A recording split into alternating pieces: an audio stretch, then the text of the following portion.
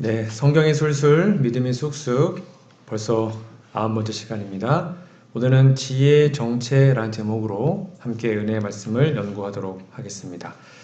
우리 지난주에 배운 것 잠시 복습을 좀 하겠습니다. 지난주에 전도서와 욥기, 그리고 하박국을 잠깐 요약을 했습니다. 이 세 책의 공통점은 왜 의인이 고난당하는가? 왜 악인이 더 잘 사는 것 같은가? 그래서 좀 불공평한 것 같다라는 것에 대한 질문과 답을 찾아냈는데요. 거기에 대한 결론이 하박국에 나와 있는 말씀이었습니다. 비록 아무것도 없을지라도, 비록 내 삶에 마치 저주가 임한 것 같을지라도 여호와 한 분이면 만족합니다 라고 말하는 것이 진정한 의인의 기도다. 그래서 이러한 기도를 할 수 있는 사람이 되자라고 말씀을 드렸습니다. 저희가 지금 계속 지혜 문학서를 함께 연구를 하고 있는데요. 이것을 시가서라고도 하지만 지혜 문학서라고도 부릅니다. 그냥 문학서가 아니고요. 앞에 단어가 붙는데 지혜 문학서라고 기록이 되어 있습니다. 그래서 이 다섯 권의 책들은 우리가 다 알고 있는 내용들이지만 언약적 관점에서 다시 한번 해석을 해보고 좀 더 다른 관점으로 바라보는 법을 오늘 좀 나눠보도록 하겠습니다. 잠깐 좀 복습을 하겠는데요. 벌써 이게 제가 이 시리즈를 한 지 올해가 벌써 3년째 들어가고 있는데 제가 오던 해에 2년 전에 요 이야기를 해드렸습니다. 성경은 비유에 관한 책이다 라고 설명드렸습니다. 그래서 성경은 다 이미지와 이야기로 가득 차 있습니다. 성경은 사상 영감이기 때문에 성경의 기자들이 영감을 통해서 어떠한 것을 봤죠. 이상을 보거나 계시를 봤습니다. 그게 이미지였죠. 영상이었죠. 그거를 본인들의 언어를 하나님께 감동을 받아서 글로 썼습니다. 근데 성경을 해석한다는 게 뭐냐면 우리는 영상을 못 보지 않습니까?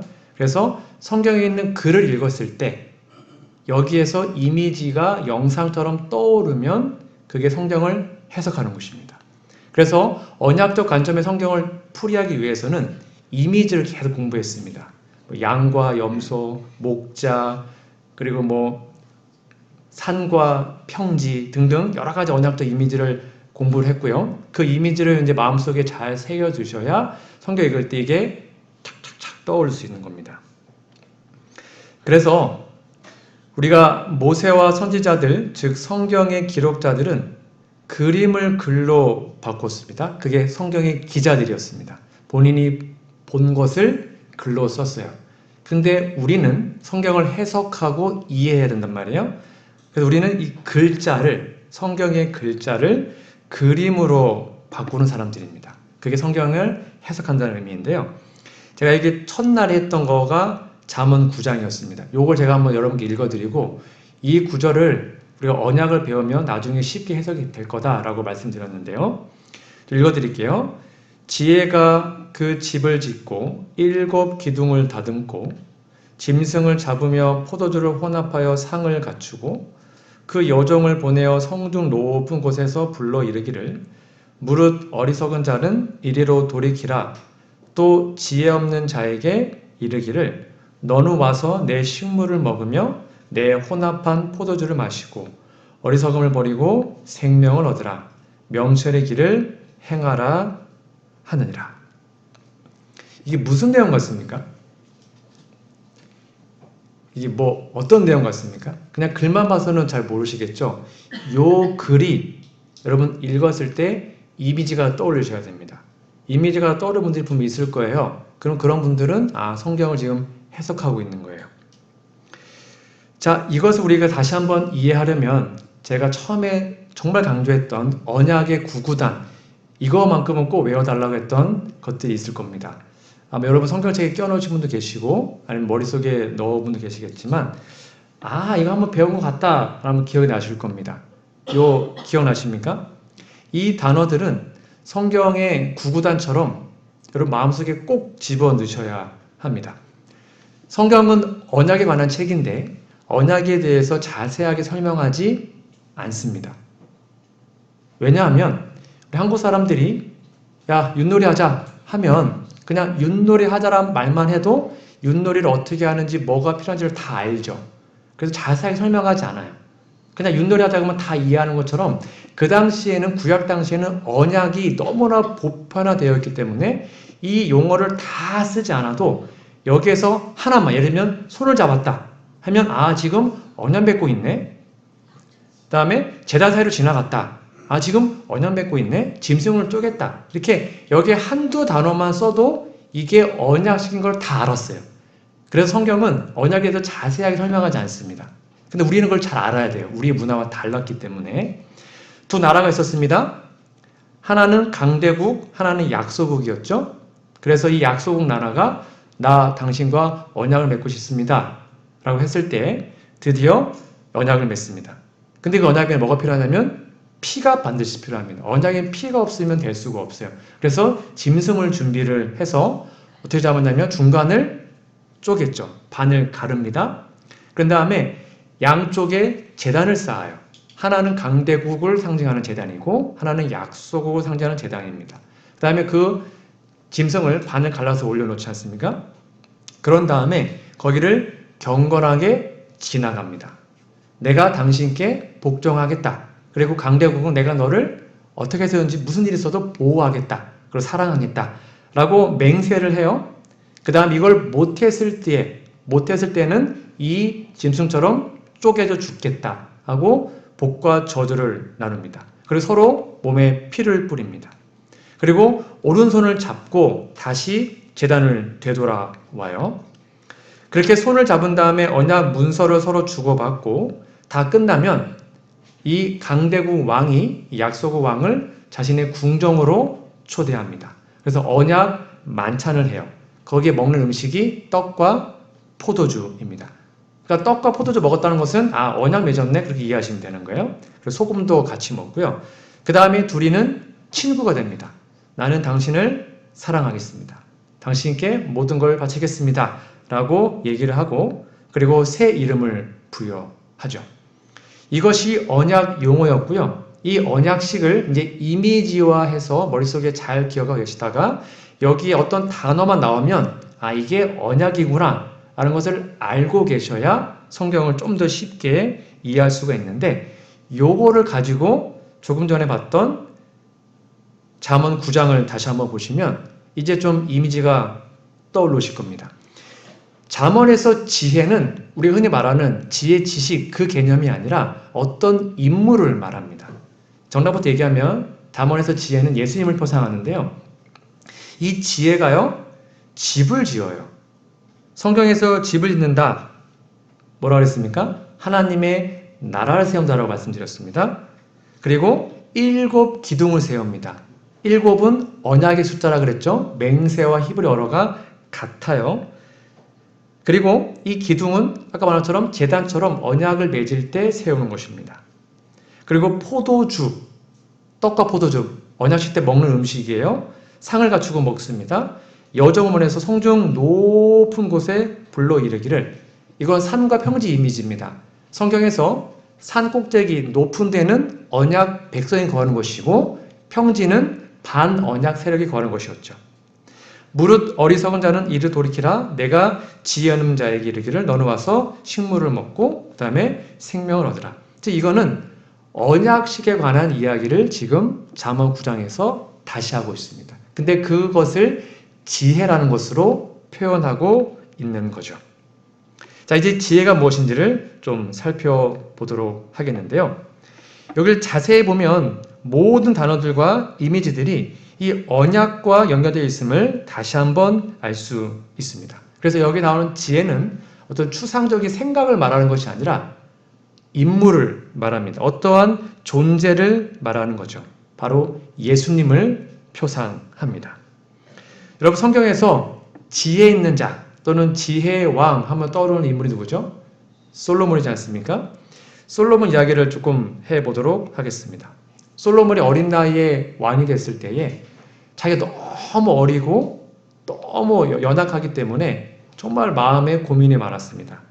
하나님이 밤에 나타나서 솔로몬에게 물어보죠.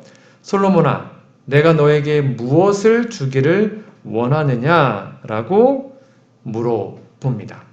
이때 솔로몬이 했던 대답이 뭐였죠? 뭐 달라고 그랬습니까? 틀렸습니다. 솔로몬이 하나님께 뭐 달라고 그랬습니까?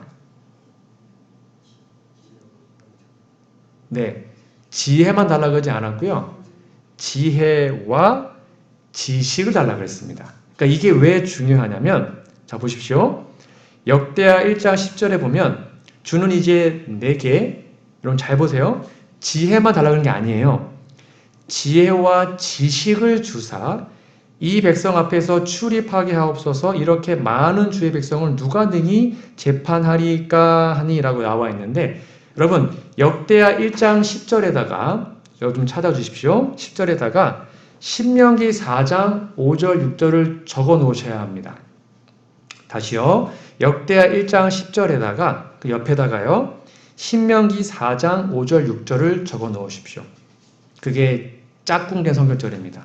그러니까 솔로몬은요. 그냥 자기 마음대로 부족하니까 지혜 달라고 말한 것이 아니었고, 신명기 언약에 근거하여 성경절 그대로 하나님, 저 신명기 언약 말씀처럼 지혜와 지식을 주세요라고 구합니다.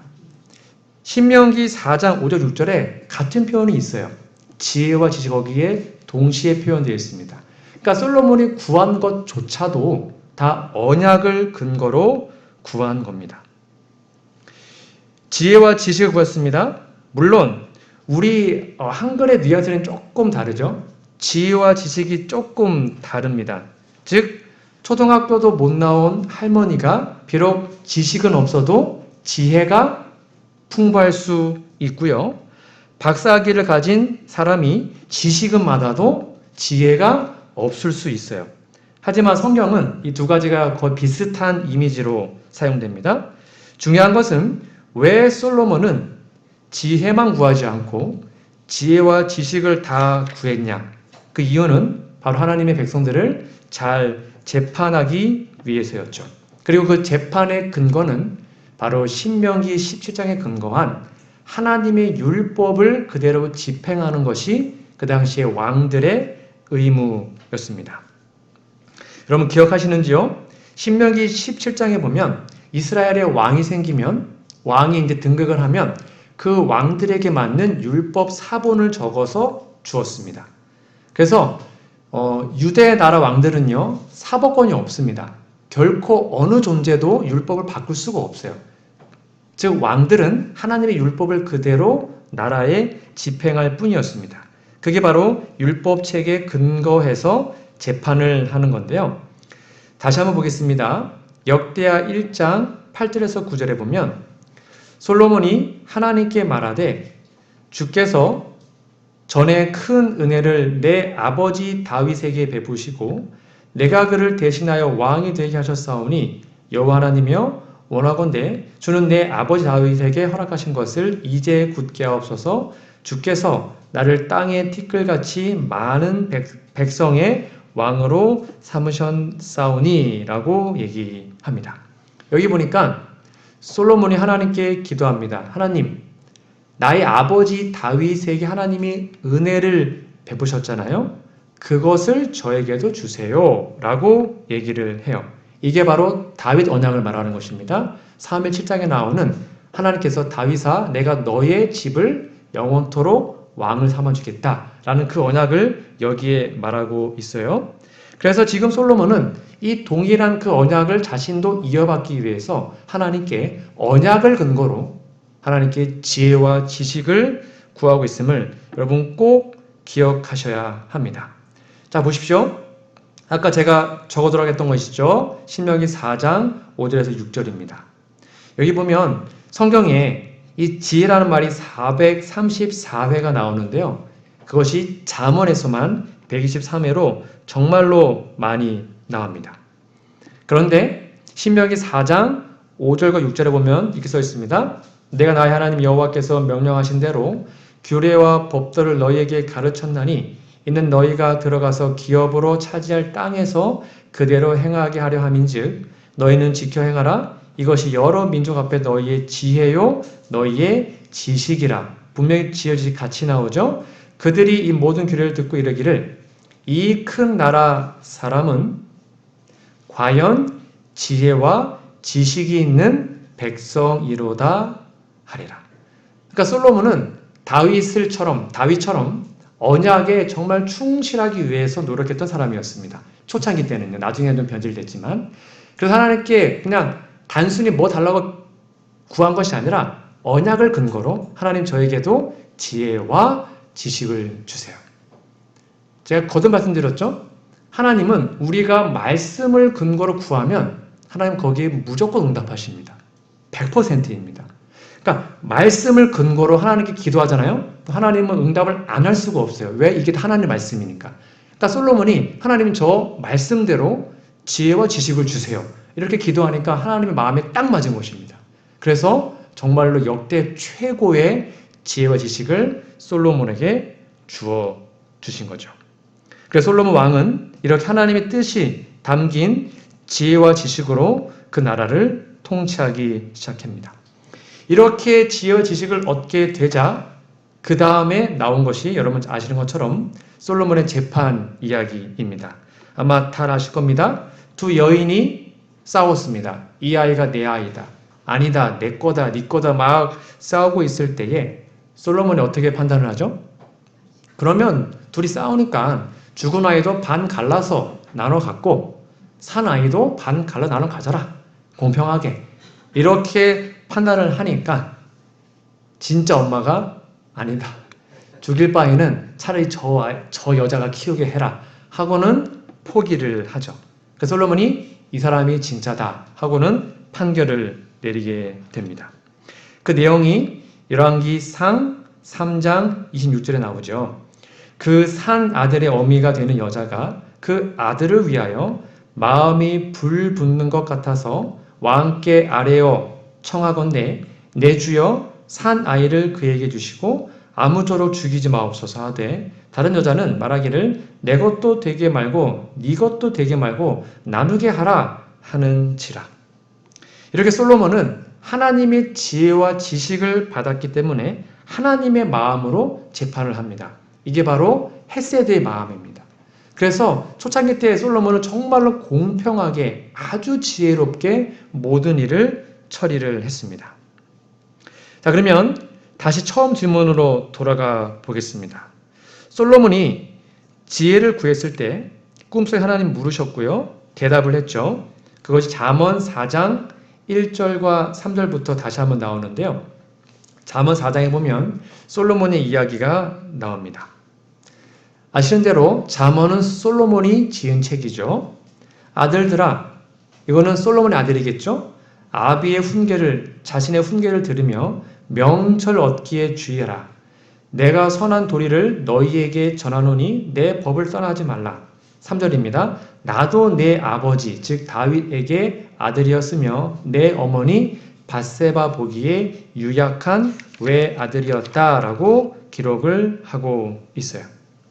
여기에서 솔로몬의 아버지는 다윗이었고 솔로몬의 어머니는 밧세바를 말을 합니다. 그런데 이 다윗이요, 솔로몬을 키울 때부터 정말 주구장창 끊임없이 얘기했던 내용이 있습니다. 거의 세뇌시켰습니다. 이어서 보면 이렇게 나와 있습니다. 4장 3절부터 이어서 4절에 보시면 아버지가 즉 다윗이 내게 가르쳐 이르기를 내 말을 네 마음에 두라. 내 명령을 지키라. 그리하면 살리라. 그 다음에 지혜를 얻으며 명철을 얻으라. 내 입의 말을 잊지 말며 어기지 말라. 계속 반복됩니다. 지혜를 버리지 말라. 여기 지혜가 의인화되고 있죠. 그가 너를 보호하리라. 이 그는 지혜거든요. 그러니까 지혜는 어떤 머리에 관념적인 거 아니라 예수님을 말하는 것입니다. 그가 너를 보호하리라. 지혜를 사랑하라. 그가 너를 지키리라. 지혜가 제일이니 지혜를 얻으라. 내가 얻은 모든 것을 가지고 명철 얻을지니라. 8절 지혜를 높이라. 그리하면 그 지혜가 너를 높이 들리라. 만일 그를 품으면 그 지혜가 너를 영화롭게 하리라. 그가 지혜가 아름다운 관을 내 머리에 두겠고 영화로운 멸관을 내게 주리라 하셨느니라. 엄청 많이 나오죠? 그러니까 솔로몬은 어렸을 때부터 다윗에게로부터 끊임없이 교육받습니다. 뭘 구해라? 너 지혜를 구해야 돼. 명철을 얻어야 돼. 그게 최고야. 무슨 일이 하나님께 지혜를 구하고 명철 구해라. 이거를 끊임없이 세뇌를 받습니다. 나쁜 말로 세뇌고 좋은 말로 교육이겠죠. 그러니까 하나님이 솔로몬에게 내가 너 뭘 주고 하니까 지혜와 지식을 주세요 라고 한 것입니다. 왜냐하면 그것이 최고였기 때문입니다.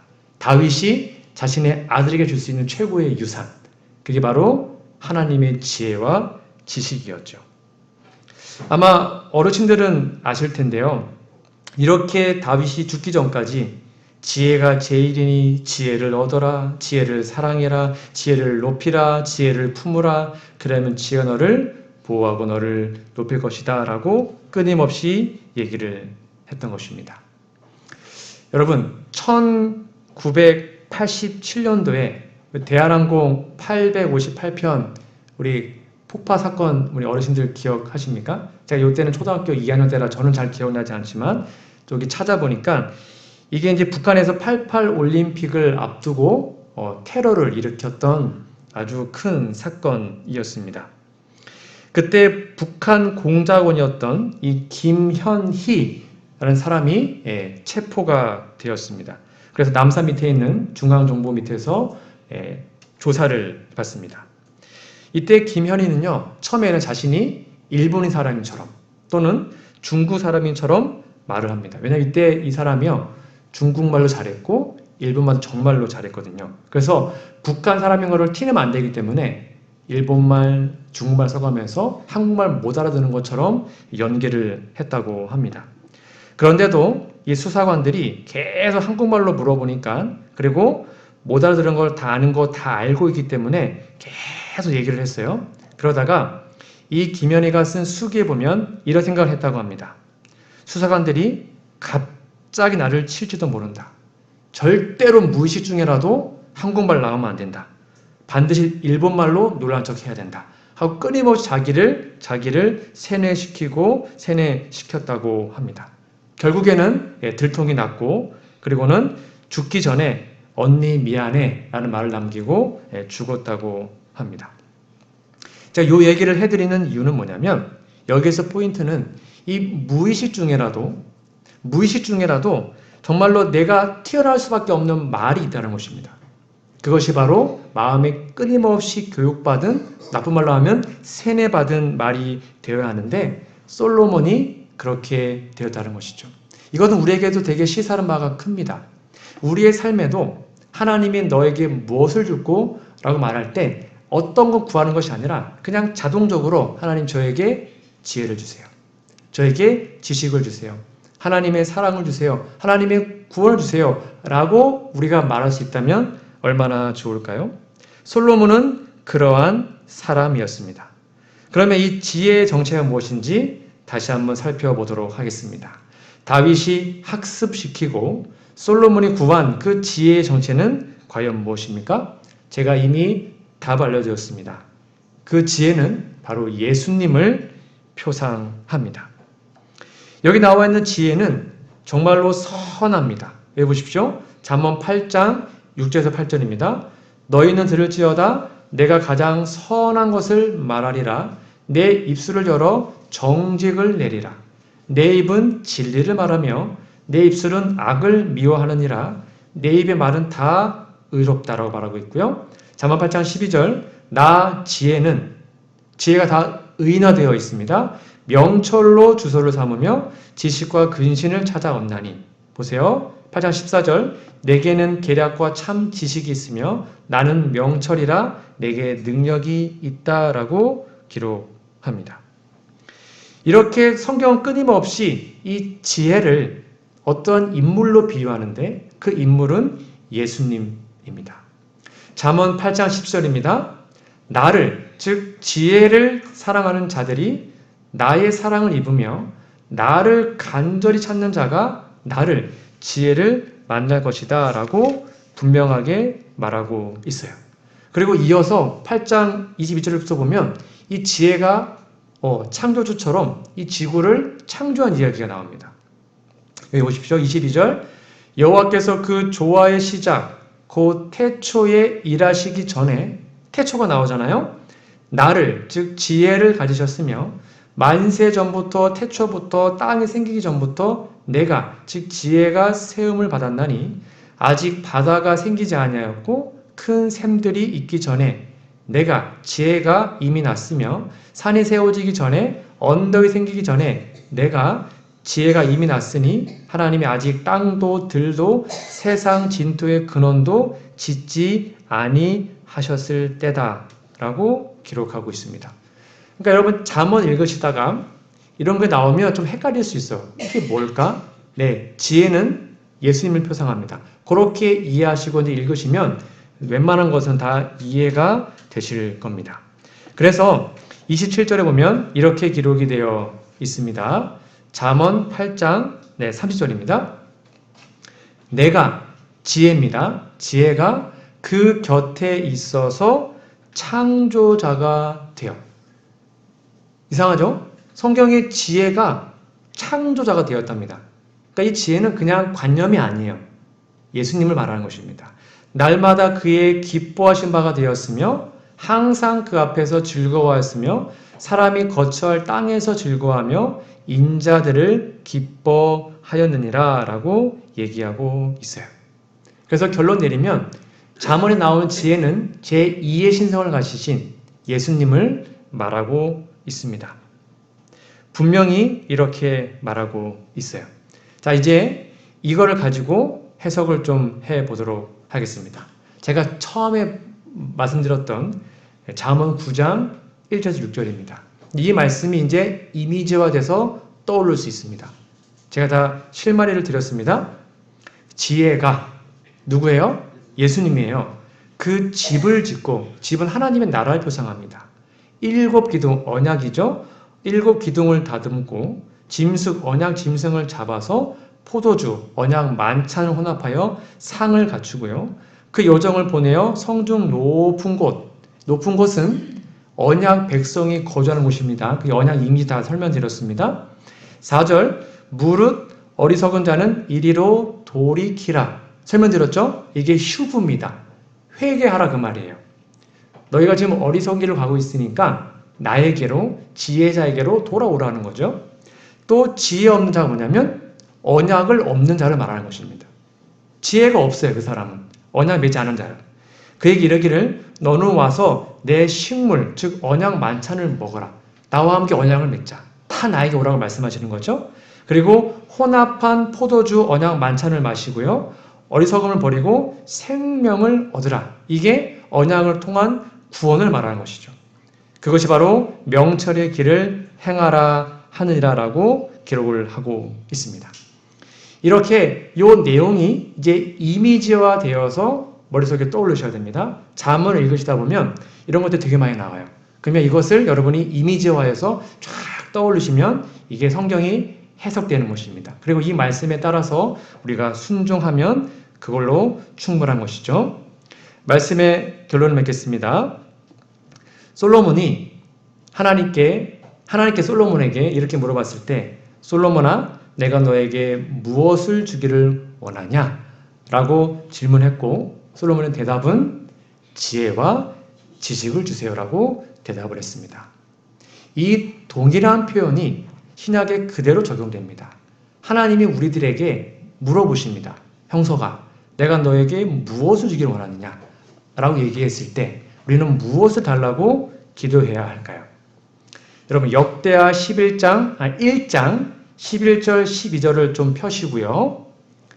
거기에다가 마태복음 6장 33절을 적어 놓으시면 됩니다. 짝꿍개는 성경절입니다. 하나님이 솔로몬에게 이르시되 이런 마음이 내게 있어서 즉 지혜와 지식을 다하는 그 예쁜 마음이죠. 부나 재물이나 영광이나 원수의 생명 멸하기를 구하지 아니했어요. 장수도 구하지 아니하고 오직 내가 너에게 다스리게 한 백성을 재판하기 위하여 지혜와 지식을 구하였으니, 즉 말씀을 근거로 네가 어떻게 이렇게 예쁘게 구하니? 지혜와 지식을 구하였으니 12절입니다. 그러므로 내가 너에게 지혜와 지식을 주고 그 다음에 하나님이 플러스로 뭘 줬어요? 부와 재물과 영광도 주겠다. 그리고 내 전의 왕들도 이런 일이 없었거니와 내 후에도 이런 일이 없으리라 하시니라. 이 똑같은 하나님의 말씀이 바로 마태복음 6장에 나오지 않습니까? 하나님 우리에게 말씀하시는 거예요. 너희는 먼저 그의 나라와 그의 의를 구하라. 이게 뭐예요? 지혜를 구하라 그 말이에요. 한마디로 말하면. 지혜와 지식을 구하라. 즉 예수님 자체를 구해라. 그러면 이 모든 것, 뭐예요? 부와 재물과 영광, 먹고 사는 문제, 그 모든 것을 너희에게 더하시겠다. 그 실물 교훈으로 주신 인물이 솔로몬이었어요. 그래서 하나님은 정말 솔로몬에게 하나님이 줄 수 있는 모든 걸 다 주셨습니다. 솔로몬은 부와 재물 구하지 않았습니다. 지혜와 지식만 구했습니다. 하나님만 구했어요. 그래서 하나님 너무 예뻐가지고 그냥 부와 재물도 많이 주셨습니다. 우리가 날마다 아침마다 하나님께 구할 것은 이것입니다. 그의 나라와 그의 의를 구하는 것입니다. 이 기도가 되면 하나님은 그 나머지를 반드시 채워주십니다. 하나님께서 우리에게 말씀하실 때 하나님 지혜와 지식을 주세요. 하나님의 나라와 의를 저에게 주세요. 라고 매일마다 기도하셔서 하나님 주시는 놀라운 축복을 진정으로 받아 누리는 우리 모두가 되기를 간절히 바라며 오늘 말씀 연구를 마치도록 하겠습니다.